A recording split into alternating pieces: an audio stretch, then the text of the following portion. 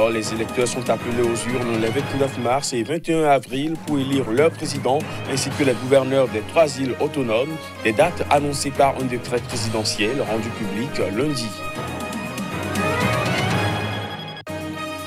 En RDC, le nouvel archevêque de Kinshasa a célébré la messe de Noël, une célébration durant laquelle il a appelé le gouvernement congolais à respecter sa promesse d'organiser des élections au nom de la paix. Et puis en Libye, au moins une personne, un fonctionnaire, a été tué dans une attaque contre le ministère des Affaires étrangères survenue ce mardi matin à Tripoli, la capitale. On en parle également dans ce JT.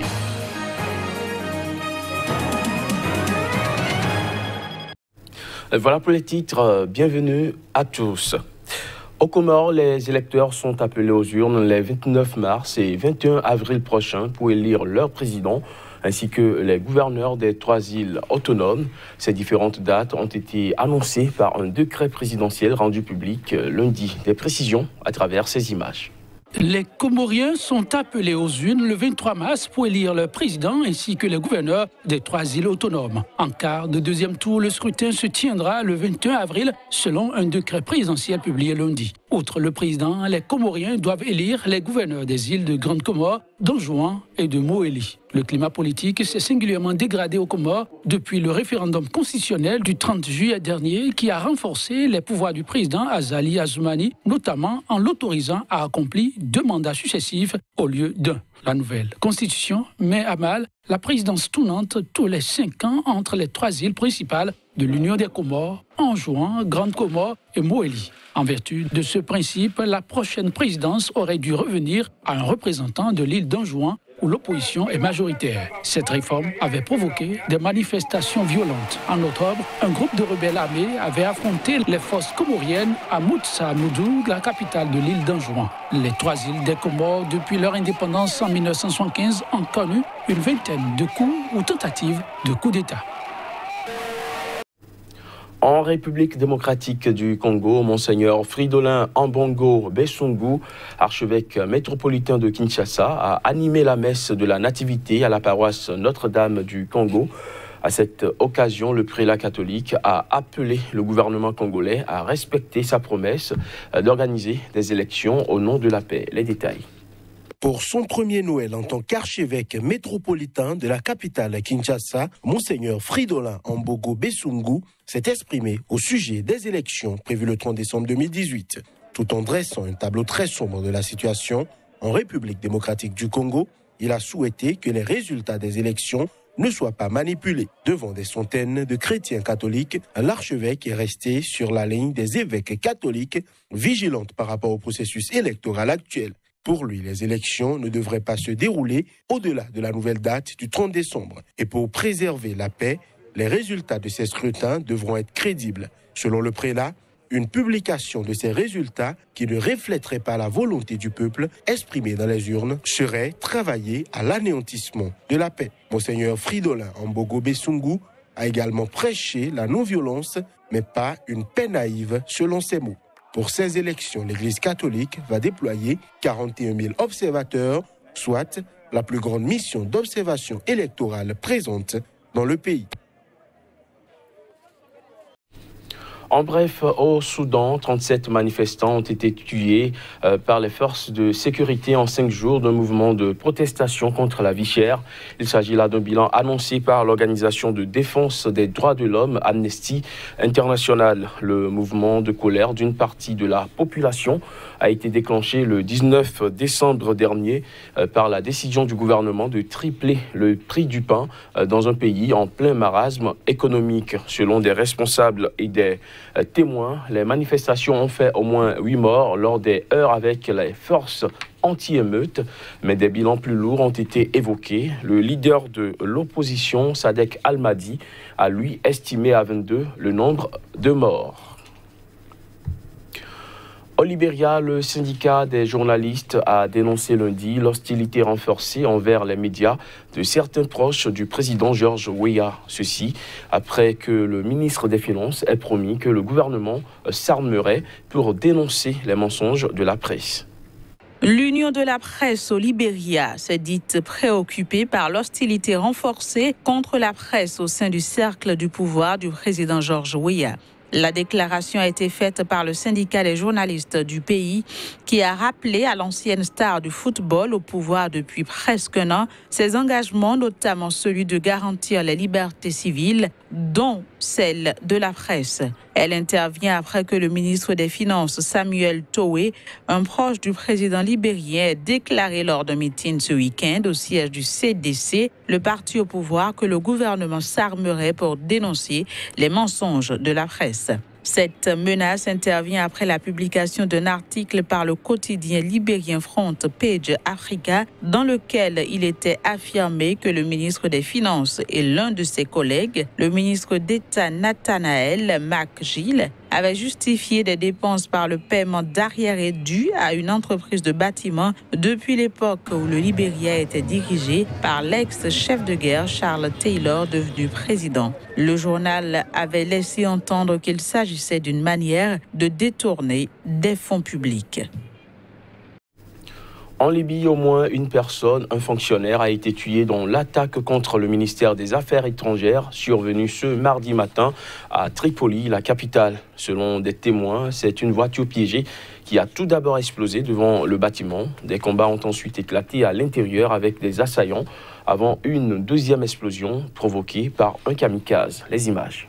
2 explosions et des coups de feu ont été entendus ce mardi matin dans l'enceinte du ministère des Affaires étrangères à Tripoli, la capitale libyenne. Selon la chaîne officielle du gouvernement d'Union, qui cite des sources anonymes au sein des ministères des Affaires étrangères et de l'Intérieur, l'attaque a été menée par plusieurs assaillants terroristes. Selon une source de sécurité se trouvant sur place, au moins une personne, un fonctionnaire, a été tué dans cette attaque. Selon cette même source, une voiture piégée a tout d'abord explosé devant le bâtiment, amenant des forces de sécurité à se rendre sur le site. Des combats ont alors éclaté à l'intérieur avec 3 ou 4 assaillants. Une deuxième explosion provoquée par un kamikaze a ensuite eu lieu au 2e étage. La Libye est plongée dans le chaos depuis la chute du régime de Mouammar Kadhafi en 2011. Le pays est divisé entre plusieurs entités rivales, avec notamment la présence à Tripoli d'un gouvernement d'union nationale soutenu par la communauté internationale et dans l'Est, un cabinet parallèle appuyé par l'armée nationale libyenne, autoproclamé par le maréchal Khalifa Haftar. Ce chaos politique et sécuritaire a favorisé l'émergence de groupes djihadistes qui ont commis de nombreuses attaques ces dernières années. Au Niger, l'Assemblée nationale a clos sa session budgétaire sans adopter le projet de loi anti-tabac, une situation inédite dénoncée par SOS Tabagisme et le réseau parlementaire contre le tabac. Reportage. L'Assemblée nationale a clôturé sa session budgétaire sans adopter le projet de loi contre le tabac qui était dans son pipeline depuis près d'1 an. Alors que les débats devaient se tenir, contre toute attente, le président de la commission saisie au fond et le rapporteur ont boycotté l'hémicycle sans aucune raison. Mieux, ils ont envoyé une demande de retrait du projet de loi. Mais le vice-président du Parlement, qui présidait la séance plénière, a tout simplement ajourné l'examen jusqu'à une prochaine session. Je ne peux pas comprendre que des parlementaires puissent être contre une loi qui, à tous égards, ne peut profiter qu'à la population qui n'a absolument rien de politique, vous l'avez vu. C'est les députés de tous bords qui sont pour l'adoption de cette loi-là. Je n'arrive pas à comprendre que des députés soient à marge des aspirations du peuple qui les a élus. Pour arriver à ce stade, l'association SOS Tabagisme a mené un plaidoyer pendant plusieurs mois et obtenu l'introduction du projet de loi à l'Assemblée nationale. Pour son président, ce qu'il s'est passé au Parlement est tout simplement inédit. Selon Inoussa Saouna, c'est l'œuvre de certains responsables du ministère de la Santé à la solde de puissants lobbies qui ne cachent pas leur hostilité contre l'adoption du projet de loi. Il faut que les choses soient claires. C'est au niveau du ministère de la Santé qu'il y a une campagne contre la loi. Ce n'est pas au niveau de l'Assemblée nationale. Nous en sommes convaincus et nous avons les preuves et nous connaissons les individus. Toutes les forces qui pensent qu'ils peuvent se cacher pour travailler pour l'industrie ils finiront par se faire découvrir et ils perdront.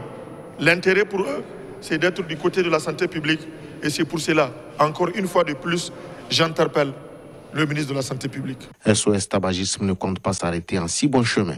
Son président promet de poursuivre la campagne et un grand déballage très bientôt sur le rôle de l'industrie du tabac et ses soutiens au Niger. Au Bénin, les avocats conseils de l'ancien président Boni Yayi ont tenu à mettre un terme aux rumeurs faisant état d'assignations en diffamation contre des personnes ayant attribué la paternité du dossier ICC Service à l'ex-chef de l'État. Pour le collège d'avocats, il ne s'agit pas d'assignation, mais de plainte dûment déposée. Voici les explications de maître Renaud Agbodjo, porte-parole du collège d'avocats. Sur la nature juridique de l'action dite.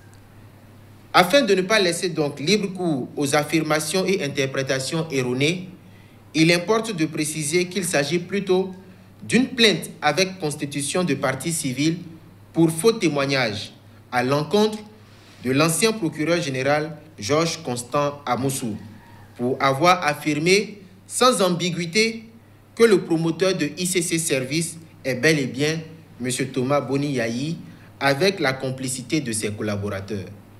Cette plainte avec constitution de partie civile a été adressée au président du tribunal de première instance de première classe de Cotonou sur le fondement des dispositions de l'article 361 du Code pénal qui dispose ainsi qu'il suit.